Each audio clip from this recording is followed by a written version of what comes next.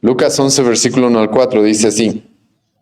Aconteció que estaba Jesús orando en un lugar y cuando terminó uno de sus discípulos le dijo, Señor, enséñanos a orar, como también Juan enseñó a sus discípulos.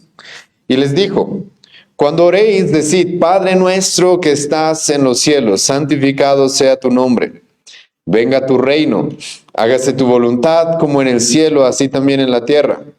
El pan nuestro de cada día, dánoslo hoy, y perdónanos nuestros pecados, porque también nosotros perdonamos a todos los que nos deben. Y no nos metas en tentación, mas líbranos del mal. ¿Cómo debemos orar, hermanos? Esa es la pregunta que estamos respondiendo estas últimas semanas en el Evangelio de Lucas. ¿Sí? ¿Cómo es que debemos orar? Y debo decirles que lamentablemente no es algo que muchos cristianos o personas que se ponen el título de cristianos realmente sepan cómo hacer, a pesar de que es una práctica común. Incluso es una práctica común a veces entre los incrédulos también. Como alguna vez alguien dijo, no hay ateos cuando un avión se está cayendo, sí, porque de alguna u otra manera todos terminan clamando que alguien los ayude. Sabemos de que incluso aquellos que no pertenecen a nuestra fe o incluso aquellos que dicen no tener una religión específicamente, en algunos momentos de su vida, incluso hasta ellos, se los puede encontrar clamando a Dios. Pero la verdad, hermanos, es que vivimos épocas complicadas respecto al tema de la oración. La Iglesia Católica ha caído en el conflicto de interpretar este pasaje de una manera literalista, en la cual Jesucristo nos está diciendo que repitamos esto como loros. Esa es la forma en la que lamentablemente la Iglesia ha practicado este capítulo, este pasaje específicamente. Ahora hemos refutado y hemos corregido la mala percepción católica del Padre Nuestro, porque en el Evangelio de Mateo, justo antes de que Jesucristo nos presente el Padre Nuestro, Él mismo nos va a decir, por si acaso, no hagan vanas repeticiones. No les estoy dando este Padre Nuestro, no les estoy dando este ejemplo de cómo orar, para que ustedes simplemente lo repitan sin saber ni siquiera qué están diciendo. Pero la Iglesia Católica lamentablemente ha caído en ese conflicto. Pero hermanos, yéndonos al otro lado, al contexto evangélico, la verdad es de que podemos decir de que en muchas iglesias, la Iglesia Católica repite esto como loros y en otras iglesias ni siquiera conocen el Padre Nuestro. Ahora, no estoy diciendo de que no lo conocen porque no lo hayan escuchado, sino estoy diciendo que no lo conocen porque no entienden cómo hay que orar. Y Jesucristo literalmente está mostrándonos acá cómo debemos orar. Y las semanas pasadas hemos hablado de cómo en muchas iglesias y lamentablemente muchas prácticas dentro de la comunidad cristiana no se parecen en nada a lo que Jesucristo dice acá acerca de cómo debemos orar.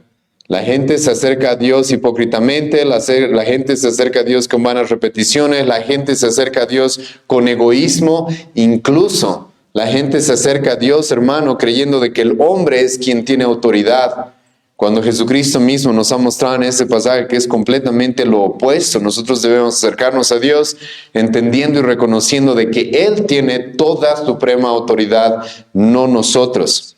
Y debemos hacerlo, y Jesucristo nos mostró cómo ya debemos orar, hemos visto esto las semanas pasadas, debemos orar acercándonos a Dios como un Padre, esto es por la obra de Jesucristo en nuestras vidas, nos hemos tomado casi toda una sesión solamente para meditar en esto, de qué es lo que significa de que Dios es nuestro Padre, y obviamente esto tiene que ver con nuestra fe en Jesucristo, porque por la fe es que nosotros tenemos el derecho de ser llamados hijos de Dios. Si no fuera por Cristo, esto no podría ser así. Nosotros no podríamos acercarnos a Él como un Padre. Y al mismo tiempo Dios nos ha mostrado, nos ha mostrado de que podemos acercarnos a Dios a través de la fe en Él, teniendo una relación íntima con Él, pero al mismo tiempo todavía reconociendo su autoridad y reconociendo de que Él merece reverencia. Esto, hermanos, es porque Dios no es cualquier padre. No podemos compararlo con un padre humano, porque Él es un Dios que está en los cielos.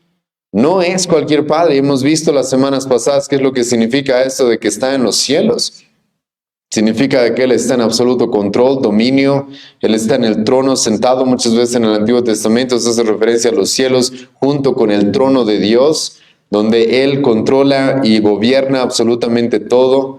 Y entonces hemos visto que también podemos acercarnos a Dios con completa confianza, al mismo tiempo con humildad y reverencia hacia quien es Él. Y nuestras peticiones, la semana pasada hemos visto, hermanos, cuáles deberían ser nuestras peticiones. Y lo primero que debería venir a nuestra mente, hermano, es de que Dios debe ser santificado en este mundo.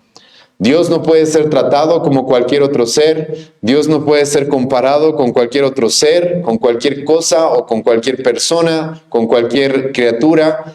Dios no puede ser comparado, y Jesucristo, hermano, nos mostró de que nuestras oraciones, nuestro primer deseo y nuestra primera petición debería estar ligada, hermano, a lo que Dios merece.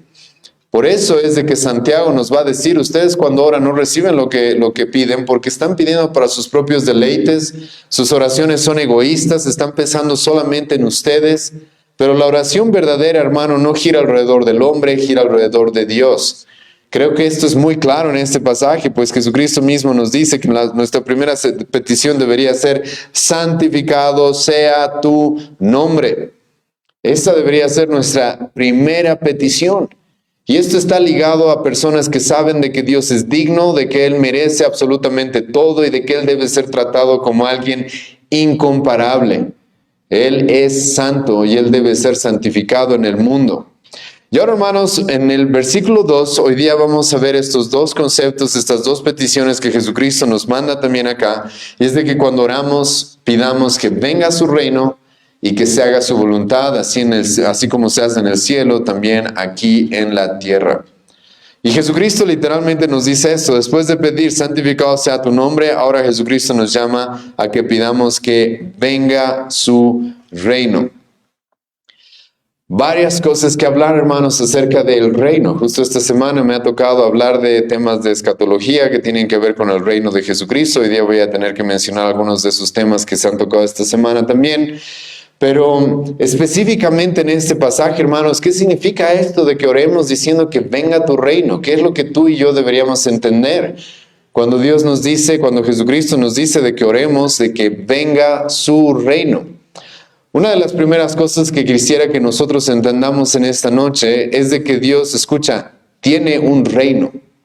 Esto es importante, hermanos, porque lamentablemente algunas personas han malinterpretado lo que alguna vez yo he enseñado, creyendo de que yo no creo, quizás de que Dios esté reinando en este momento, de que Dios tenga un reino en este momento.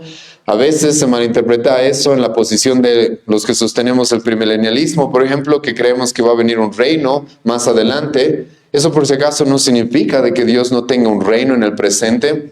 Y claramente este pasaje nos muestra esto, porque ¿cómo Jesucristo puede pedir venga tu reino si Dios no tiene ningún reino? Jesucristo aquí, hermano, está afirmando de que Dios reina y de que Él es rey y de que su reino, hermano, en cierta manera es presente. Y es algo que no solamente incluso se nos dice en el Nuevo Testamento, sino también en el Antiguo Testamento.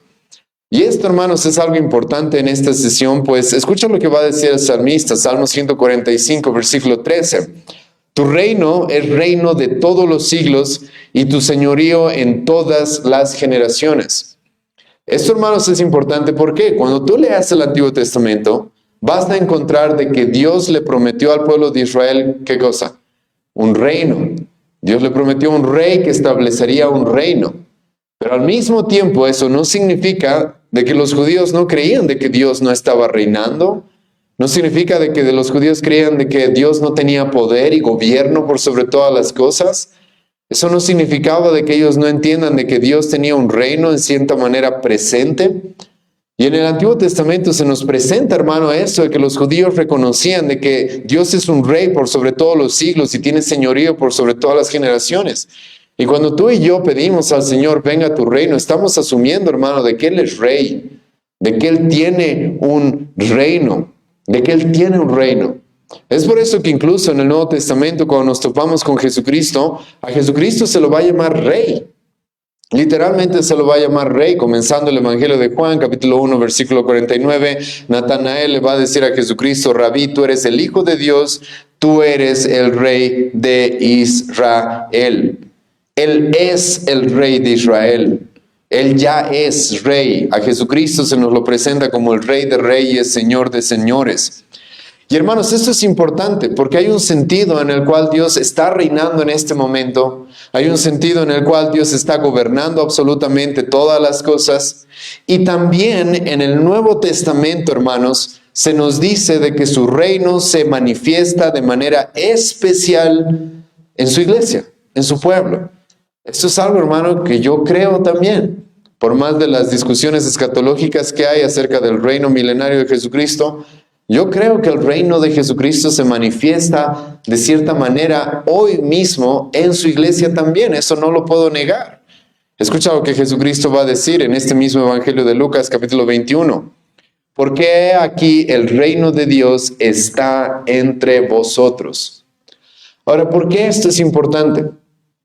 Muchos autores han concluido, hermano, de que cuando nosotros oramos, venga tu reino, una de las cosas que estamos pidiendo, hermano, es que el reino de Dios se extienda en esta tierra. El reino de Dios crezca en esta tierra, hermano. ¿Y cómo es que sucede eso? Eso sucede, hermano, a través de las personas que llegan a la fe de Jesucristo, aquellas personas que ponen su fe en el Señor Jesucristo y, como dice el apóstol Pablo, son trasladados al reino de nuestro Señor. Tú y yo, los cristianos, la iglesia, son una manifestación, eso no lo puedo negar, del reino de Cristo. Y el reino de Cristo se expande en este mundo a través de la conversión, a través de aquellas personas que reconocen a Jesucristo como su Mesías, como el Salvador y como Natanael, como el Rey de Israel. Escucha lo que Pablo va a decir, Colosenses 1, versículo 13. El cual nos ha librado de la potestad de las tinieblas y trasladado al reino de su amado Hijo. Esos pasajes, hermano, es inevitable que los interpretemos entendiendo de que hay una manifestación del reino de Dios en el presente. Eso no lo puedo negar. Cristo está reinando, Dios es Rey, Cristo es Rey por sobre todos los reyes. Jesucristo mismo va a decir, el reino de Dios ya está entre vosotros. En el Nuevo Testamento se nos dice, el reino se ha acercado. Que Pablo va a decir que todos aquellos que llegamos a la salvación, hemos sido trasladados al reino de su amado Hijo. Entonces, esto es importante, hermanos, porque la petición de que venga tu reino claramente nos muestra de que nosotros debemos estar pidiendo, hermano, de que la iglesia crezca, de que haya más personas en este mundo las cuales se sometan a nuestro Señor Jesucristo como su Señor. Es una petición, hermano, que está ligada a esto de que venga tu reino, que tu reino se expanda en este mundo, que tu reino crezca, que tu reino se establezca. Ahora, pero también, hermano, en esta petición es inevitable reconocer de que claramente se nos muestra de que aún se debe establecer el reino. Hermano, cuando el Nuevo Testamento nos dice tu reino se ha acercado, no dice tu reino ya se ha establecido. Cuando la Biblia nos dice de que su reino, de que Jesucristo está reinando y tiene toda potestad, eso no significa de que Él no vaya a manifestar o establecer su reino en este mundo. Y hermanos, esto es importante, porque cuando Jesucristo nos manda, venga tu reino, nos está pidiendo que de manera futura también nosotros estemos expectantes de que esto suceda. El momento en el que Jesucristo venga y reine en este mundo sobre sus enemigos. Y esto, hermanos, igual que como vemos ahora en el Nuevo Testamento, en el Antiguo Testamento pasaba igual. Los judíos, como ya les he mencionado, ellos creían en Dios reinando tiempo presente, como también ellos creían de que llegaría un momento en el cual Él reinaría de manera visible en el futuro. Escucha una vez más estos dos pasajes. Uno que le acabo de citar es Salmo 145, donde los judíos dicen, tu reino es reino sobre todos los siglos y tu señorío sobre todas las generaciones. Y ahora escucha lo que dice el profeta Isaías, capítulo 24, versículo 23. La luna se avergonzará y el sol se confundirá cuando Jehová de los ejércitos reine en el monte de Sión y en Jerusalén y delante de sus ancianos sea glorioso. Esto, hermanos, es muy importante, ¿sí? Porque algunas posturas escatológicas específicamente, no sé por qué no conciben que estas dos cosas pueden ser ciertas al mismo tiempo. Sí, yo reconozco, Dios tiene ya un reino y su reino se está de alguna manera manifestando ya en este mundo y Él tiene un gobierno soberano por sobre todas las cosas, al mismo tiempo que yo estoy esperando un reino terrenal que Él ha prometido en el Antiguo Testamento. Los judíos hacían eso en el Antiguo Testamento. Declaraban y reconocían a Dios como rey presente, así como también ellos declaraban y afirmaban de que en el futuro Él iba a establecer un reino en el monte de Sión.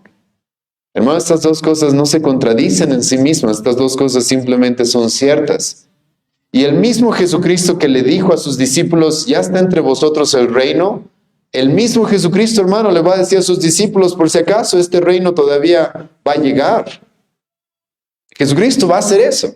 Escucha lo que va a decir Marcos capítulo 14, versículo 25. De cierto os digo que no beberé más del fruto de la vid hasta aquel día en que lo beba nuevo en el reino de Dios.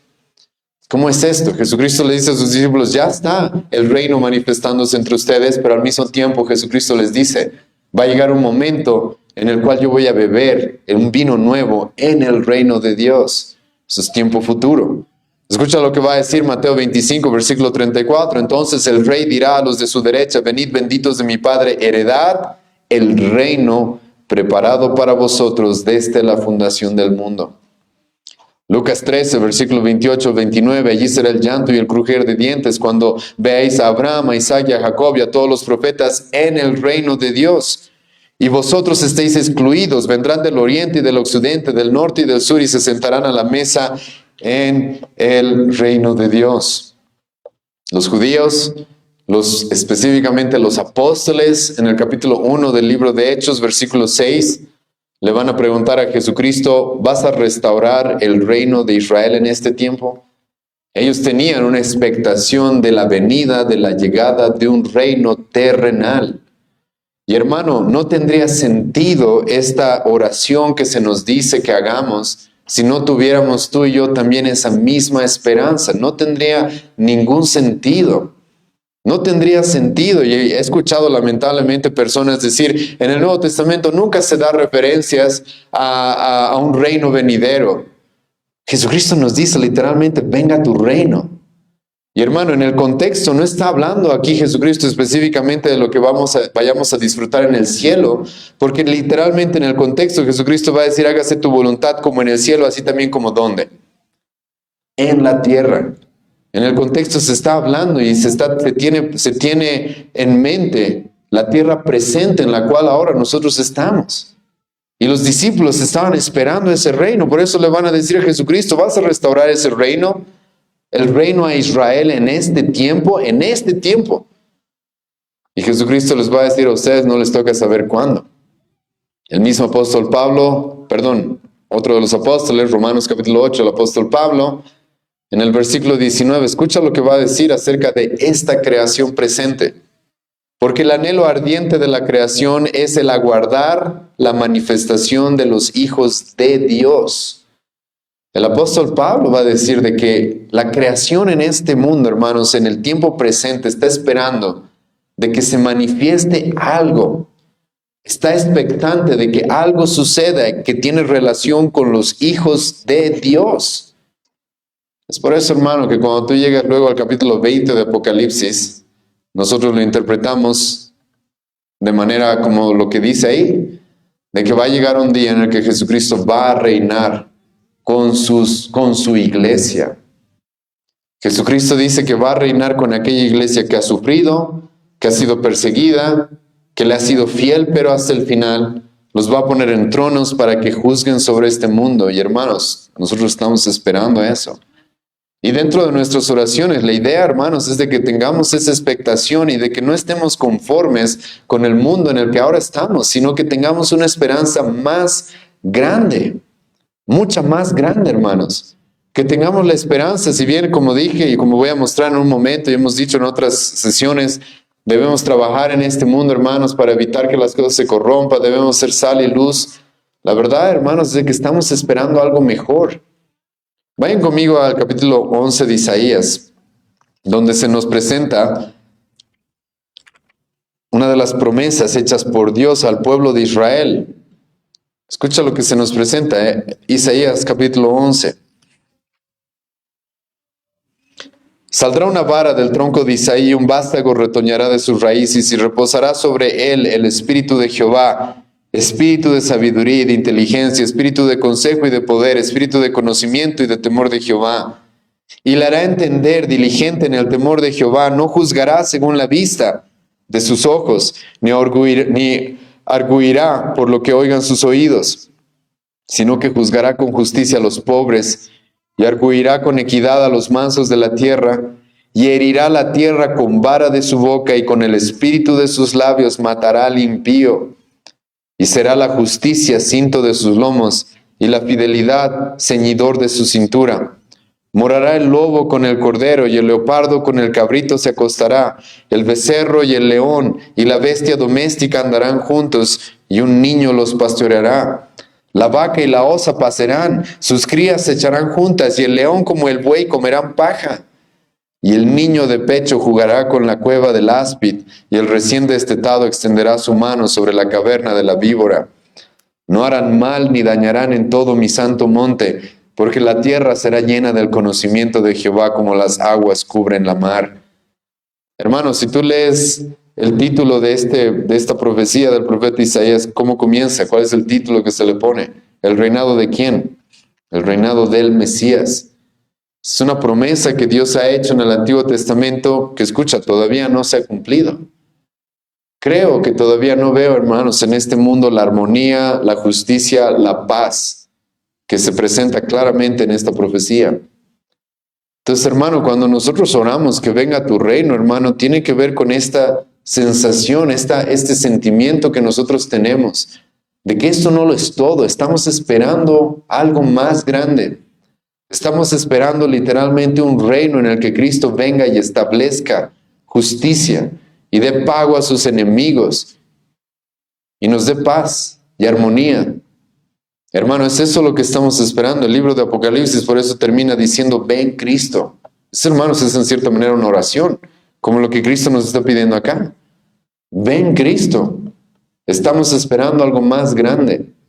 Y si lees, hermano, el capítulo 8 de Romanos, te animo a hacerlo después, desde el versículo 18 en adelante. He mencionado el versículo 19. Vas a encontrar, hermano, de que el apóstol Pablo nos dice de que el anhelo de los creyentes es ese. Es el anhelo de la creación, así como los creyentes mismos, va a decir Pablo, gemimos. Estamos esperando algo mejor, hermano. No digo por si acaso que en esta vida no haya cosas que no podamos disfrutar.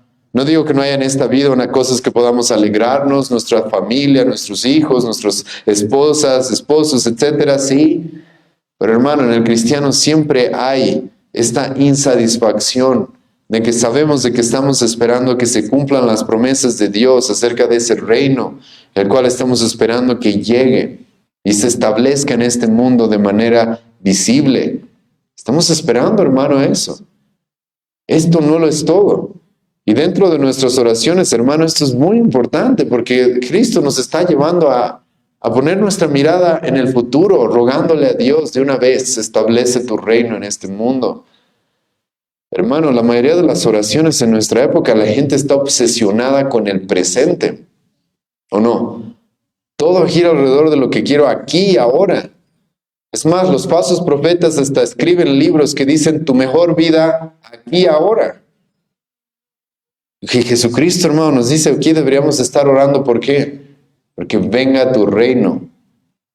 Con esa expectación del futuro, sabiendo que esto, hermano, no es nuestra mejor vida, sino que estamos esperando algo mucho, mucho más grande. Algo que se nos expresa de manera literal en el capítulo 20 de Apocalipsis y también en el capítulo 21, eso no lo puedo negar. Ahora Jesucristo, hermano, no solamente nos dice de que oremos diciendo venga tu reino, y es esto lo que tiene que ver con el reino de Dios, lo que les acabo de explicar, sino ahora también nos dice de que nosotros cuando oremos pidamos esto. Escucha, hágase tu voluntad como en el cielo, así también en la tierra. Ahora, aquí, hermanos, tenemos que entrar a una discusión acerca de qué es la voluntad de Dios. ¿A qué voluntad de Dios se refiere Pablo acá? Jesucristo acá. Cuando tú lees la Escritura, hermano, vas a encontrar de que la voluntad de Dios se expresa de diferentes maneras. Hay una voluntad, hermano, la cual se conoce como la voluntad decretada de Dios, que está ligada a los decretos de Dios. ¿Qué significa eso, hermano? De que Dios ya ha decretado las cosas que van a suceder y escucha, no hay nada que pueda cambiar sus planes, No hay nada que pueda estorbar sus planes y sus planes se van a cumplir sí o sí. Sus planes no dependen del hombre, no dependen de los seres humanos, no dependen del Satanás, no dependen de nadie, sino es su voluntad y todo lo que Él quiere lo hace, como va a decir el profeta Isaías capítulo 46, como va a decir el salmista, todo lo que quiso el Señor, Él lo cumple, esa es su voluntad, hermano, respecto a sus decretos. Ahora la Biblia, hermano, también nos va a hablar a veces de una voluntad que se expresa de una manera como de deseo de parte de Dios, que esto tiene que ver con la voluntad de complacencia, como algunos teólogos han reconocido. Eso significa, por si acaso, que a veces en el Nuevo Testamento y en el Antiguo se nos va a presentar a Dios expresando algo como un deseo, como yo quisiera que esto suceda, esto pase.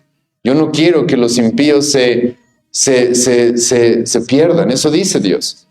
Pero esa no es su voluntad decretada, porque de otra manera ningún impío se perdería. Sino es una expresión que nos muestra cuál es el deseo del corazón de Dios y de que Él no tiene complacencia en, por ejemplo, la condenación de los impíos. Él no se complace completamente de la destrucción de los impíos. Ahora también, pero en la Biblia encontramos, hermano, otro tipo de voluntad respecto a Dios. Y esta voluntad tiene que ver con sus mandamientos. Tiene que ver con la ley que Él le ha entregado a sus criaturas. Y entonces, ¿a qué se estará refiriendo Jesucristo acá? Yo sinceramente, hermano, creo que tiene que ver con la voluntad decretada de Dios y la voluntad que tiene que ver con sus mandamientos o su voluntad legislada. ¿Por qué me refiero a esto, hermano? Porque Dios, hermano, ha decretado que le va a dar un reino a su hijo, por ejemplo. Él ha decretado eso. Eso es un decreto, hermano, eso va a pasar, por si acaso. Pero en el mismo pasaje se nos dice que oremos porque eso suceda. No es, hermano, no es algo equivocado que los cristianos oren pidiendo y deseando que las promesas que Dios ha decretado que se van a cumplir lleguen. Que las promesas que Dios ha dicho que va a pasar, que ya ha decretado, que ya ha planificado, que ya ha predestinado, podemos incluso usar esa palabra, se cumplan. No es equivocado que los cristianos oren respecto a eso. En el Antiguo Testamento tú te vas a encontrar con algo parecido a lo que te estoy diciendo ahora. Dios, hermano, le dijo a Abraham, tu descendencia va a terminar esclavizada en Egipto y luego yo los voy a rescatar. ¿Y qué estaban haciendo los judíos, hermano? Bueno, Dios ya nos rescatará, Él nos dijo que nos va a rescatar. No, estaban orando. Dios, escucha nuestras oraciones y rescátanos. Cumple aquello que has prometido, que has decretado que va a pasar, que va a suceder. Entonces, en cierta manera, no puedo yo desligar esta petición de que tu voluntad se haga respecto al deseo que tiene el cristiano de que sus promesas y sus planes ya decretados se realicen en este mundo. Y como dije, creo que es acorde al contexto en el cual Jesucristo mismo nos dice, venga tu reino. Hermano, el reino de Dios va a venir, querramos o no, oremos por Él o no. Pero lo pedimos porque deseamos que se cumplan aquellas cosas que Dios ha prometido en el Antiguo Testamento, ¿o no? Escucha bien esto. Jesucristo, hermano, sabía de que Dios había decretado de que Él muera en una cruz. ¿Sabía eso o no sabía eso? Dios había decretado, hermano, de que nuestra salvación sea a través de la muerte de Jesucristo en esa cruz. ¿Sí o no? Sí. ¿Y cómo ora Jesucristo? Hágase esa voluntad y no la mía. Jesucristo va a orar porque aquellas cosas que Dios ha decretado se cumplan, lleguen y se realicen. Creo que eso, hermano, tiene que ver con lo que Jesucristo nos está diciendo acá. Pero también debe estar ligado esto al deseo que tienen los cristianos de ver de que Dios, escucha bien esto, sea obedecido en este mundo. De que Dios, hermano, sea visto como la máxima autoridad y todos sus mandamientos se obedezcan alrededor de nosotros. De que nosotros veamos cómo Él ejerce su autoridad y las personas se someten a esa autoridad. Es por eso que también yo creo que esto está ligado a lo que he mencionado como su voluntad legislada, que tiene que ver con sus mandamientos. ¿Por qué digo eso? Porque escucha lo que dice el mismo pasaje. Hágase tu voluntad. ¿Qué dice? Como en el cielo, así como en la tierra. Probablemente esto, hermanos, es una alusión a cómo es que los seres angélicos, los ángeles, cumplen la voluntad de Dios. Si tú estudias un poco, hermano, acerca de los ángeles, ellos no discuten, ellos no ponen en duda, ellos no esperan absolutamente nada. Cuando reciben una orden de Dios, inmediatamente la cumplen. Así son los ángeles, hermano. Ellos cumplen la voluntad de Dios sin discutir, sin poner en duda nada, sin esperar. De la mejor manera, esos son los ángeles. Y probablemente Jesucristo podría estar aludiendo a esto, y el cristiano lo que debería desear es que lo mismo suceda en este mundo. Lo que el cristiano debería estar deseando, hermano, es de que Dios sea obedecido en este mundo, de que Dios sea glorificado en este mundo de la forma en la que Él lo pide, y es a través de la obediencia, a través de sus mandamientos, de cumplir sus mandamientos.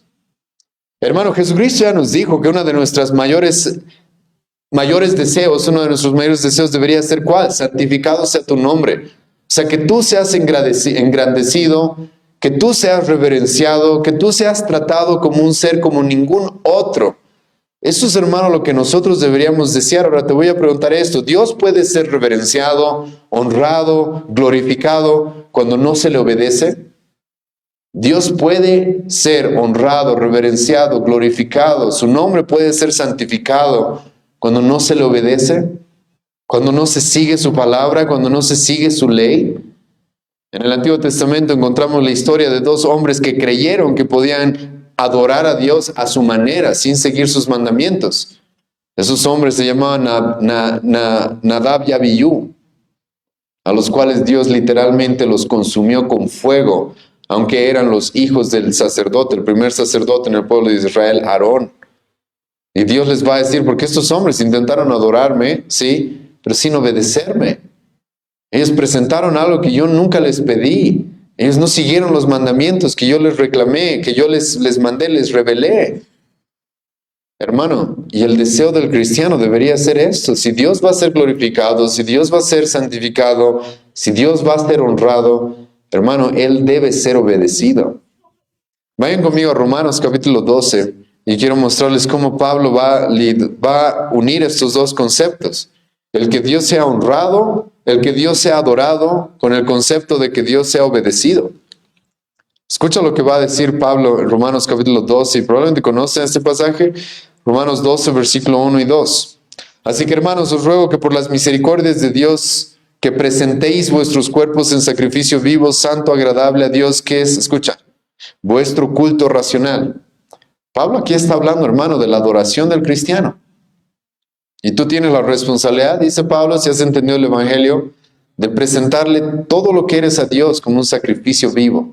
Y ese es tu culto racional, esa es tu adoración racional. Eso es lo lógico que Dios merece. Y ahora escucha lo que Pablo va a decir, versículo 2. No os conforméis a este siglo, sino transformaos por medio de la renovación de vuestro entendimiento, para que comprobéis cuál sea, ¿qué dice? La buena voluntad de Dios, agradable y perfecta. Pablo dice, ¿sabes cómo vas a adorar a Dios y vas a hacer un sacrificio vivo y vas a adorarle a Él de manera racional como Dios lo manda? Es reconociendo cuál es su voluntad y sometiéndote a ella. Es eso lo que debes hacer. Renovar tu mente de tal forma que busques cuál es la voluntad de Dios, que quites todas aquellas ideas, concepciones que tengas en tu mente que vayan contrario a su voluntad y ahora te sometas a su voluntad. Hermano, esto es importante porque cuando nosotros pedimos que la voluntad de Dios, que su palabra se cumpla, que su voluntad se cumpla en el cielo como en la tierra, lo que estamos pidiendo, hermano, es de que se le obedezca, es de que el ser humano se someta a Él, se someta a Él. Y como les he mostrado, hermano, esto está muy ligado a la adoración a Dios, si queremos que Él realmente sea santificado. Hermano, yo quiero que nuestro país y nuestro contexto honre a Dios. ¿Lo van a poder hacer si no obedecen a Dios? Si no cumplen sus mandamientos, si no guardan sus mandamientos, no van a poder hacer eso. Incluso los cristianos, como Pablo hemos visto, Pablo mismo nos dice, aquellos cristianos que hemos llegado a entender las misericordias de Dios, el Evangelio, lo que se espera de nosotros para adorar a Dios, ¿qué es? Que lo obedezcamos, que conozcamos su voluntad y lo obedezcamos. Y esto, hermano, está ligado, por si acaso, a que Dios realmente sea honrado, Dios realmente sea glorificado y santificado en este mundo. Y esto es algo que nosotros deberíamos desear que suceda. Y ahora, esto, hermano, no solamente es para la gloria de Dios, no solamente es para que Dios sea honrado, sino también es para el bien, hermano, de nosotros mismos. Cuando nosotros pedimos de que su voluntad se haga, se cumpla en el cielo como en la tierra como en el cielo, perdón, hermano, esto por si acaso es estar pidiendo por el bienestar de nuestra nación, de nuestro prójimo, de nuestros hermanos, de nuestras familias. ¿Por qué digo eso? Cuando Dios, hermano, nos da mandamientos para que cumplamos, ¿para qué nos los da? ¿Para arruinarnos la fiesta? ¿Para arruinarnos la vida? Escucha, ¿para qué Dios nos da mandamientos? Y esto es muy importante. Vayan conmigo a Deuteronomio capítulo 6. Escucha lo que Dios mismo dice, ¿para qué nos da mandamientos? Y cuando nosotros pedimos, escucha, que el mundo se someta a tus mandamientos, que tu voluntad se cumpla en este mundo, hermano. Escucha lo que se va a decir, ¿para qué Dios nos da mandamientos? ¿Para qué Dios nos revela su voluntad? Escucha versículo 3, Deuteronomio 6, versículo 3. Oye pues, Israel, y cuida de ponerlos por obra. Aquí está hablando de sus mandamientos. Escucha esto.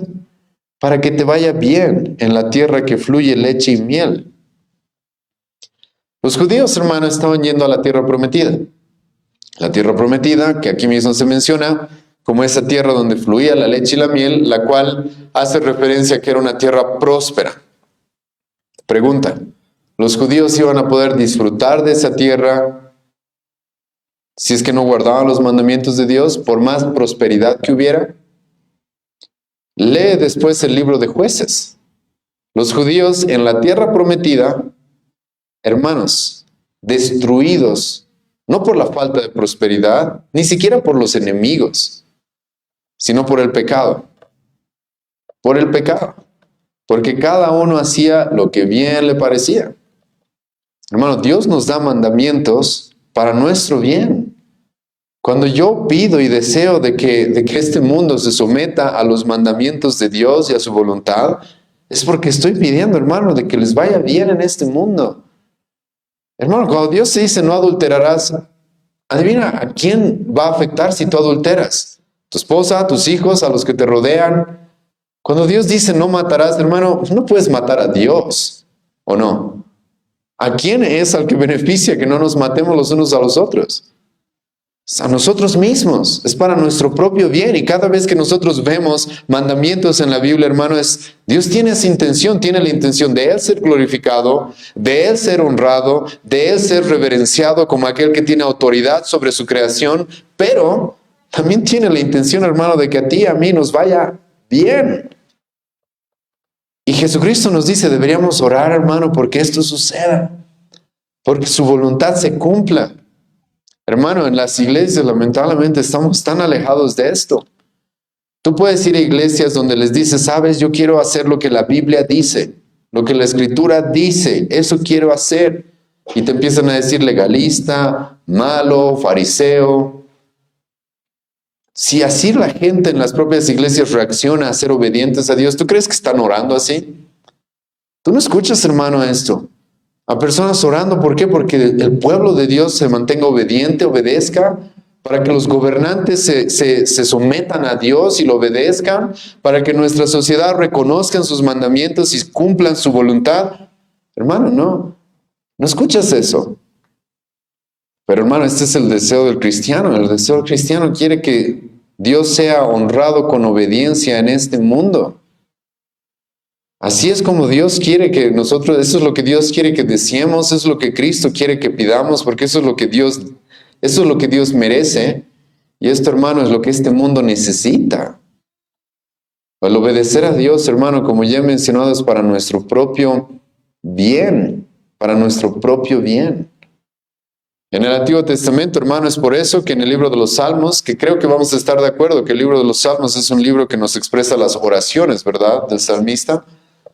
En el libro de los Salmos, hermano, vamos a encontrar al salmista diciéndole incluso a los gobernantes, a los reyes, sométanse a Cristo, sométanse al Mesías, inclínense ante Él y obedézcanle. Eso, hermano, era el deseo del salmista. En el Nuevo Testamento, el apóstol Pablo, cuando hable de los gobernantes, por ejemplo, va a decir algo parecido. Cuando diga a esos gobernantes, por si acaso, son servidores de Dios. Ellos están llamados a obedecer a nuestro Señor. Y hermano, el deseo del cristiano debería ser eso, debería ser pedir de que vivamos en una sociedad en la cual la gente se someta a Dios. Porque incluso, hermano, en el Evangelio nosotros tenemos mandamientos. Yo sé, hermano, de que el Evangelio nos dice de que la salvación es gratis, ¿sí o no? Es gratis. Es por fe en Cristo. Pero ¿has escuchado cómo Pablo le va a decir a los atenienses? ¿Le va a predicar a los atenienses? Pablo le va a decir a los atenienses, Dios manda que se arrepientan. Hermano, Dios manda que este mundo crea en su Hijo Jesucristo. Eso es lo que Él manda. Entonces, hermano, el pedir de que su voluntad se haga, que las naciones se sometan a Él, que su pueblo se someta a Él, hermano, es obvio que debería ser parte de nuestros deseos, de nuestra oración, de nuestras peticiones, todo el tiempo, todo el tiempo. Ahora, antes de concluir, hermanos, esta exposición, quiero hacerles notar algo que es muy importante, ¿sí? Porque no quiero que caigan en este error. Si bien ya hemos hablado de muchos errores que se dan respecto a la oración, hay un error, hermano, en el cual se cae muchas veces. Y es utilizar la oración para no hacer lo que debemos hacer. Y hermanos, no hagan eso. Por si acaso, cuando vemos todas estas peticiones en este pasaje, son lo que Jesucristo reconoce como los deseos de su pueblo. Y si estos son mis deseos, hermano, esto no solamente se va a escuchar en mis oraciones, esto, hermano, se va a reflejar en mis acciones. Y te animo a tomar muy bien en cuenta esto, hermano. Porque hay personas que oran y utilizan la oración para no hacer. Por ejemplo, creo que hemos hablado el día de hoy de que cuando oramos venga tu reino, tiene que ver con que su reino se expanda en la tierra y las personas lleguen a la salvación, ¿sí o no? Entonces está bien, debemos orar porque haya más conversos, ¿o no? Pero porque estamos orando no debemos ir a evangelizar. Creo que no se oponen estas dos cosas, sino más bien deberían ir de la mano. Creo que más bien sería hipócrita alguien que le pide a Dios, Dios, por favor, que la gente se salve, y al mismo tiempo, pero yo no quiero ir a predicarles la salvación que tú me has llamado a hacer, que tú me has llamado a proclamar. No tiene lógica, no es coherente. Y hermano, te animo a tomar también en cuenta esto, porque cuando Jesucristo nos presenta aquí esta oración, nos está presentando los deseos lícitos de su pueblo. Y esto significa que su pueblo está orando por esto, al mismo tiempo, hermano, que está trabajando por esto. Escucha lo que el apóstol Pablo va a decir, 2 Corintios capítulo 10, es por eso que hemos leído este pasaje hace un momento, tal vez algunos no lo han podido relacionar con el tema de la oración. Pero hermano, Cristo nos manda que se haga tu voluntad en el cielo y en la tierra. El apóstol Pablo adivina por qué es lo que estaba trabajando. Porque la gente se someta a Cristo, hermano, en todo. Escucha lo que Pablo dice, 2 Corintios 10, versículos 5 y 6. Derribando argumentos y toda altivez que se levanta contra el conocimiento de Dios y llevando cautivo todo pensamiento a la obediencia de ¿a quién? A Cristo. Hermano, tú ves en la vida del apóstol Pablo cómo esta oración de que tu voluntad se haga en el cielo y en la tierra se convertía también, por si acaso, en acciones que él hacía, que él practicaba, al buscar de que todo pensamiento, escucha, vaya cautivo a obediencia a Cristo. Pablo, hermano, no estaba conforme con que las personas solo lleguen a la salvación. Él quería que las personas que lleguen a la salvación se sometan a Cristo en todo, en cada pensamiento. Escucha versículo 6, y estando prontos para castigar a toda desobediencia, cuando vuestra obediencia sea perfecta. El apóstol Pablo, hermano, está buscando eso, y este es un simple ejemplo, hermano, de que por si acaso las oraciones no pueden ser una excusa más bien deberían ser una muestra de nuestros deseos que también se manifiesten a través de nuestras acciones. En el Antiguo Testamento, en un pasaje muy importante sobre la oración, Ezequiel 22, versículo 30, Dios va a decir eso. Yo quiero un hombre que ore y yo quiero un hombre que haga. Jesucristo oró, ¿verdad? Dios, hágase tu voluntad. ¿Y dónde fue Cristo después? A hacer la voluntad de Dios en la cruz, ¿o no? Escucha, Ezequiel 22, versículo 30, busqué entre ellos hombre que hiciese vallado y que se pusiese en la brecha delante de mí a favor de la tierra. Cuando tú estudias ese pasaje, lo que encuentras es de que Dios lo que está diciendo, yo quiero hombres que estén haciendo, estén trabajando por aquello que también me están pidiendo. Entonces eso es muy importante por si acaso que tomes en cuenta cuando hablamos de la oración, porque si hay un error que quería evitar que cometan, hermano, es eso. Y hay mucha gente, hermano, que no es coherente con esto. En mi caso, yo, hermano, muchos de ustedes saben, parte de mi ministerio es confrontar a la sociedad y a la cultura con su desobediencia a Cristo, a la palabra. Y muchos creen que estoy haciendo algo inútil, algo que no debo hacer, pero ¿cómo puedo pedirle a Dios, hágase tu voluntad en el cielo y en la tierra, y veo una nación desobediente a Dios y no hago nada? ¿Cómo podría orar con un corazón sincero cuando sé que al mismo tiempo no estoy haciendo nada por eso? Y esto es importante, hermanos, que tomen en cuenta respecto a la oración. Y es esto lo que Jesucristo nos dice que deberían ser nuestras peticiones, nuestros deseos. Es esto lo que debería ser nuestro corazón cuando nos acercamos a Él. Y ahora Jesucristo va a hablar de nuestras necesidades de manera particular, el pan nuestro de cada día. Pero eso lo vamos a dejar para la próxima semana.